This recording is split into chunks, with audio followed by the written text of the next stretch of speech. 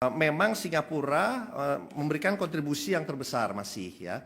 Memberikan kontribusi terbesar dan ini sudah selama 10 tahun terakhir Singapura menjadi investor terbesar di Indonesia.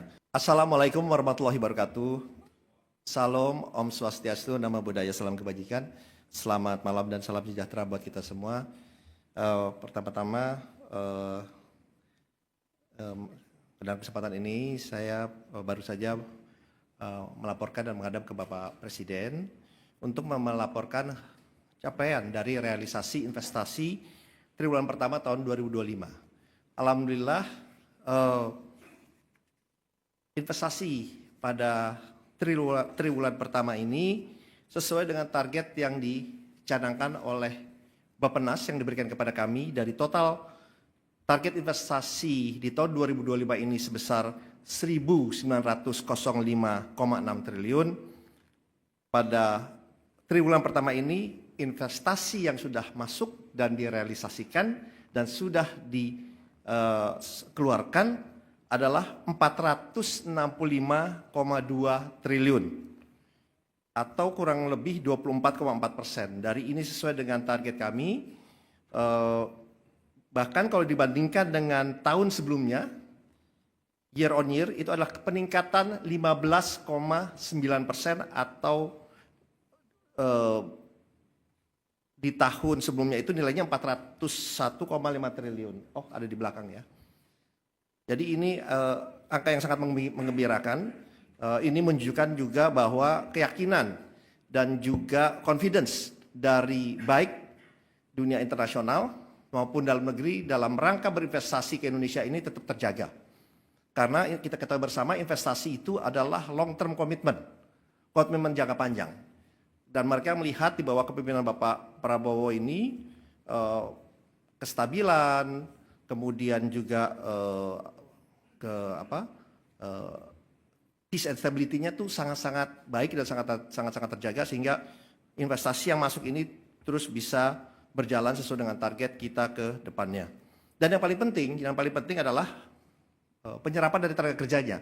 Jadi dari triwulan pertama ini penyerapan tenaga kerja yang dihasilkan dari investasi yang 465,2 triliun itu adalah 594.104 orang atau peningkatan 8,5% dari tahun sebelumnya. Dan kalau kita lihat di sebelah kiri, ini pembagiannya kurang lebih penanaman modal asingnya adalah 230,4 triliun atau 49,5%. Dan dalam negeri itu adalah 50,5% atau 234,8 triliun. Ini pun kalau kita lihat konsentrasinya antara Jawa dan luar Jawa, ini alhamdulillah di luar Jawa justru slightly lebih besar, yaitu adalah 235,9 triliun dan di Jawa mencapai 229,3 triliun. Nah tentunya yang ingin saya sampaikan juga memang kalau kita lihat dari investasi yang masuk ini, memang Singapura memberikan kontribusi yang terbesar masih ya. Memberikan kontribusi terbesar dan ini sudah selama 10 tahun terakhir Singapura menjadi investor terbesar di Indonesia. Adapun di dalam triwulan pertama ini 5 negara besarnya memang adalah Singapura kurang lebih 4,6 miliar dolar, kemudian Hong Kong dilanjutkan oleh Tiongkok, Hong Kong kurang lebih 2,2 miliar dolar, Tiongkok atau China 1,8 miliar dolar, dilanjutkan oleh Malaysia 1 miliar dolar dan Jepang 1 miliar dolar. Ini saya hanya menggambarkan 5 negara besar yang berinvestasi di triwulan pertama ini. Nanti kami akan memberikan lebih detailnya secara terperinci kita akan berikan pada saat nanti kita akan melakukan pemaparan lebih panjang lagi. Dan itu pun dalam kesempatan ini saya sampaikan memang investasi itu nomor 1 memang masih berada di, kalau kita lihat dengan provinsi yang ada, pertama memang masih di Jakarta, kurang lebih 15% atau 69,8 triliun. Kedua ada di Jawa Barat, kurang lebih 14,7 triliun atau 68,5 triliun. Kemudian Jawa Timur 7,8%, 36 triliun. Dan kemudian dilanjuti oleh Sulawesi Tengah 32,7 triliun atau 7%. Dan juga Banten yang dimana mencapai 6,7 triliun atau 31%. Dan di dalam investasi ini mereka pun berinvestasi di dalam sektor-sektor 5 besarnya kalau bisa saya sampaikan sendiri adalah industri logam dasar, barang logam dan bukan mesin dan peralatannya, smelter dan yang lain-lain itu 14,5% itu yang paling besar, dilanjutkan oleh 14,3% di bidang transportasi, gudang dan telekomunikasi, kemudian pertambangan 10,4%, jasa lainnya 8,8% dan kawasan industri dan perkantoran itu 8,1% atau 37,5 triliun. Jadi ini saya hanya ingin menggambarkan investasi dan yang sedang berjalan, dan kita melihat di tengah tensi geopolitik yang meningkat, geoekonomi yang meningkat, tetapi alhamdulillah kita masih bisa mencapai target investasi, walaupun kami mengetahui ada berita-berita, mungkin pastinya para wartawan juga akan bertanya juga mengenai LG, ya kan? Tuh, terus saya lihat udah pada senyum pas saya bilang itu. Ya kalau boleh saya gambarkan sedikit, memang LG ini kan investasi yang totalnya itu tadinya 9,8 miliar dolar terbagi. Memang ini adalah suatu investasi besar, ekosistem dari miningnya sampai ini kalau saya bilang dari mining, nickel matte, nickel sulfur, prekursor, katoda, anoda, baterai cell pack sampai recycle baterainya. Jadi terbagi dalam 4 GV gitu. Dan mereka sudah groundbreaking dan sudah selesai di GV nomor 4. Jadi memang berita yang kemarin mereka mundur itu bukan mundur semuanya, enggak. Mereka sudah melakukan dan sudah selesai di GV nomor 4 senilai 1,1 miliar dolar. Dan yang memang untuk proyek sebesar ini, ya kan, ya tentunya kan negosiasi itu lama, dan memang kita juga melihat ya kita juga ingin berinvestasi ini berjalan. Jadi oleh sebab itu memang diputuskan untuk proyek ini tetap berjalan, tetapi memang digantikan oleh partner lain. Dan dengan partai lain ini juga sudah berjalan diskusinya.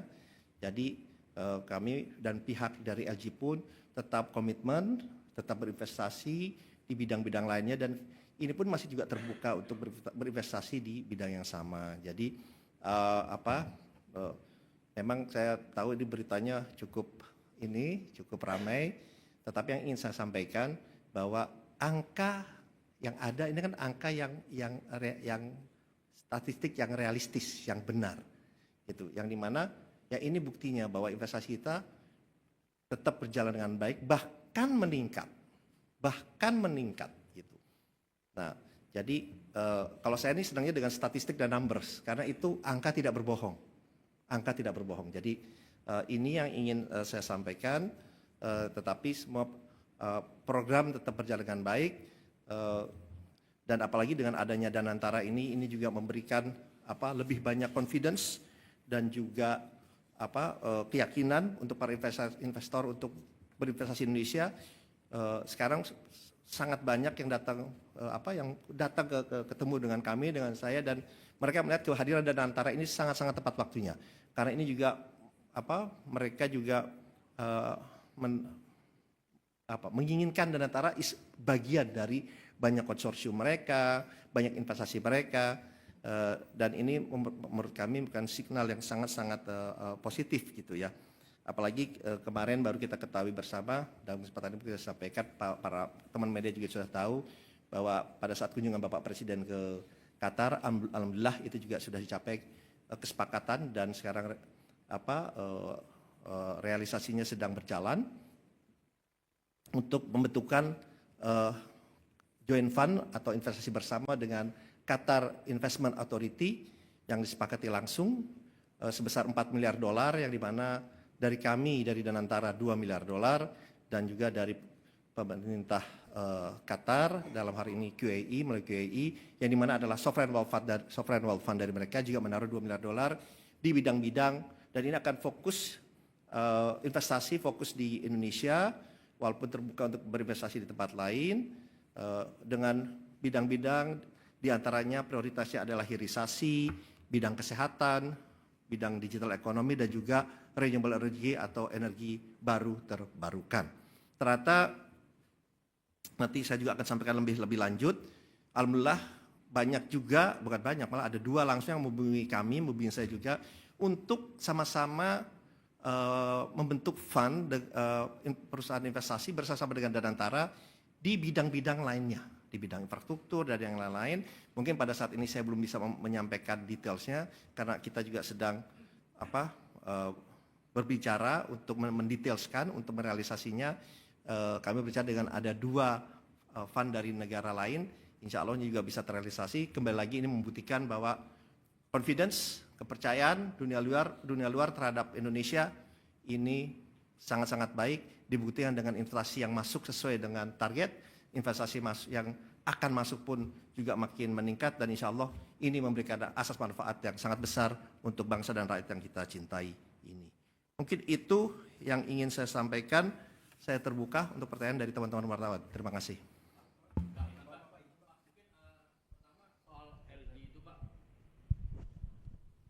Cek. Iya Pak, saya Herdi dari Detikcom Pak. Mungkin pertama soal LG tadi, udah ada surat konfirmasinya langsung belum sih Pak ke pemerintah? Dan itu kan tadi GV ya Pak ya, $9 itu apakah itu $9 miliar semuanya dia keluar atau hanya sebagian? Mungkin rincinya itu berapa Pak? Terus kemudian mungkin penggantinya Pak Bahlil udah sebut Huayo Pak yang punya pabrik nikel di Cina, itu apa benar Pak? Dan dia komitmennya berapa ke sini gitu Pak? Mungkin 2 pertanyaan itu Pak yang mau saya tanyakan. Terima kasih Pak. Oke, ada yang lain? Biar saya jawab sekalian. Saya udah tahu pasti nanyanya LG nih. Ya ini Pak, masih seputar LG juga sih Pak, terkait dengan GV Project itu, kan dari China ya Pak yang Huayo itu bakal ambil seluruh proyek investasi LG atau ada investor lain juga nanti yang bakal diincar juga sama pemerintah, dan paket kebijakan investasi yang mau ditawarin ke Amerika Serikat nanti kedepannya akan seperti apa, karena kan LG juga salah satu bagian yang juga sebelumnya ditawarkan. Sama terakhir Pak, Cina kan akan mengatakan ingin mengurangi investasi CATL juga Pak. Kalau misalnya itu tanggapan pemerintah dan antisipasi kedepannya seperti apa? Oke, mungkin saya jawab dulu ya. Mas, ayo udah silakan. Baik Pak, izin Azura dari Bloomberg Technos. Mungkin melanjutkan yang LG Pak. Kalau dari BKPM sendiri itu mengapa sih Pak yang menggantikan ini Huayo gitu? Alasannya mengapa mereka itu tertarik? Dan setelah itu berarti di proyek Titan itu berapa sih investasi Huayo yang masuk? Dan sekarang joint venture yang ada di IBC itu siapa saja, baik dari di tambang, smelter, pabrik katoda sampai yang battery pack ya. Dan terakhir LG kan kalau nggak salah itu juga investasi pabrik katoda di Batang ya Pak. Nah itu kapan mulai sih Pak groundbreakingnya dan berapa nilai investasinya? Nah untuk yang itu apakah masih sama satu bagian dari proyek Titan yang bersama IBC atau proyek LG-nya sendiri? Mungkin itu yang ditanyakan. Oh ya, sama satu lagi terkait tadi Pak realisasi investasi. Kan di kuartal 1 itu naik sekitar 15% secara year on year. Itu mungkin faktornya apa aja sih Pak? Mungkin bisa dibeberkan kenapa ada kenaikan investasi di kuartal 1 ini. Mungkin itu. Terima kasih. Oke, terima kasih. Ini mungkin pertanyaannya juga agak-agak mirip ya. Jadi mengenai dengan adanya investasi LG. Jadi yang saya ingin sampaikan sebelumnya begini dulu. Bahwa di Indonesia ini sekarang, yang seperti yang saya sampaikan tadi sebelumnya, investasi mengenai the whole ecosystem dari baterai, ini udah ada semua di Indonesia. Udah ada semua di Indonesia. Yang tadi saya sampaikan tadi sempat dari miningnya, baik itu misal contoh di Morowali atau Wida Bay Area, ya terutama itu sudah ada, karena saya juga udah lihat ke sana, itu dari mining, kemudian masuk ke prosesnya mau pakai aspal, mau pakai dari nikel matte, nikel sulfat, kemudian ke prekursor, ke katoda, anoda, cell battery, battery pack, sampai dengan recycle battery. The whole ekosistemnya di kita udah ada. Ya. Tapi memang investasi yang kita inginkan kan tidak hanya di 1-2 company. Proyek yang sama tadi seperti yang proyek ini kan memang disebutnya ini grand package ya. Ini sebenarnya kan sudah mulai disepakati di tahun 2020 ya, di tahun 2020, dan memang ini suatu pekerjaan besar di mana GV pertamanya nih yang dimana mengenai coal mine-nya ada aneka tambang di situ mayoritasnya ya kan, aneka tambang, kemudian ada konsorsium, ada LG, ada Hyundai dan yang lain-lain. Nah kemudian ada GV keduanya, ada GV ketiganya katoda, kemudian sel baterai GV keempat. Nah di sel baterai ini udah berjalan nih, di sel baterai ini. Nah kemudian memang Pak Bahlil sudah menyampaikan, mungkin saya ingin sampaikan tadi dikatakan bahwa dari sana memutus, sebetulnya untuk lebih tepatnya sebetulnya dari kami yang memutus. Itu berdasarkan surat tanggal 31 Januari 2025 yang diterbitkan oleh Kementerian Energi dan Mineral Resources Republik Indonesia. Ya. Itu kenapa dikeluarkan surat itu, karena memang negosiasinya ini sudah terlalu lama. Sedangkan kita kan ingin semua ini berjalan dengan baik, dengan cepat, karena negosiasinya sudah berlangsung 5 tahun. 5 tahun. Jadi kan nggak mungkin proyek itu lama gitu. Nah, jadi oleh sebab itu dikeluarkan surat oleh Pak Bahlil mengenai ini surat tertanggal 31 Januari tahun 2025 yang dikirimkan oleh Pak Bahlil kepada CEO dari LG Chem maupun LG Energy Solution ya. Jadi surat itu dikeluarkan karena memang dari Wayo itu memang berminat untuk berinvestasi karena mereka juga teknologinya juga sudah ada. Dan mereka hanya mereplace atau menggantikan posisi dari LG. Dan memang di dalam itu ada tidak hanya Antam tapi juga ada IBC. Itu adalah anak dari Antam di GV yang lainnya, sehingga total investasinya memang tetap tidak berubah dari 9,8 miliar dolar. Jadi karena memang Wayo ini kan dia juga udah investasi di Indonesia sebelumnya di bidang yang hampir sama juga. Jadi mereka sudah sangat memahami. Kalau tanya kenapa Wayo, ya mereka udah berinvestasi sebelumnya bahkan jauh lebih besar, dan mereka pun udah berinvestasi di mana, di daerah WDB juga. Jadi mereka sudah sangat-sangat paham, sangat-sangat mengerti, dan di saat bersamaan dia juga sudah mempunyai sources untuk pengembangan ini ke depannya. Jadi oleh sebab itu Wayo yang masuk rencananya untuk menggantikan LG gitu ya. Jadi dan kita sudah bertemu dengan Wayonya, saya sendiri juga sudah bertemu dengan Wayo, sangat-sangat positif karena mereka sudah sejak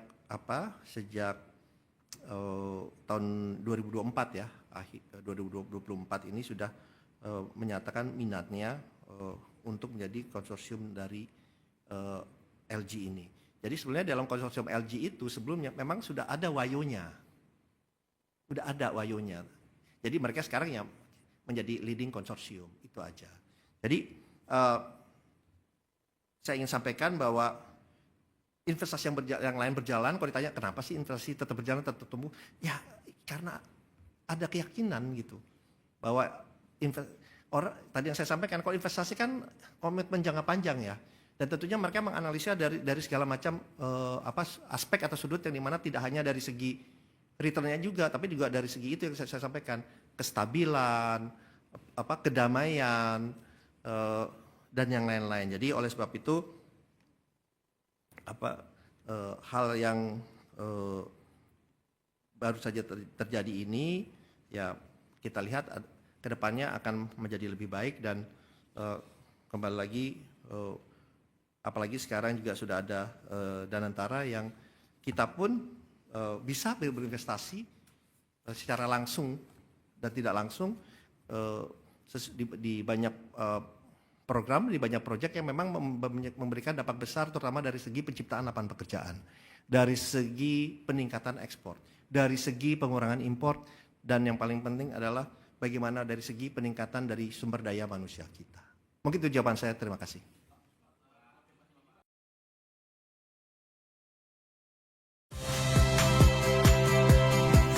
Rizka Clarissa. Saksikan program-program Kompas TV melalui siaran digital, pay TV, dan media streaming lainnya. Kompas TV, independen, terpercaya.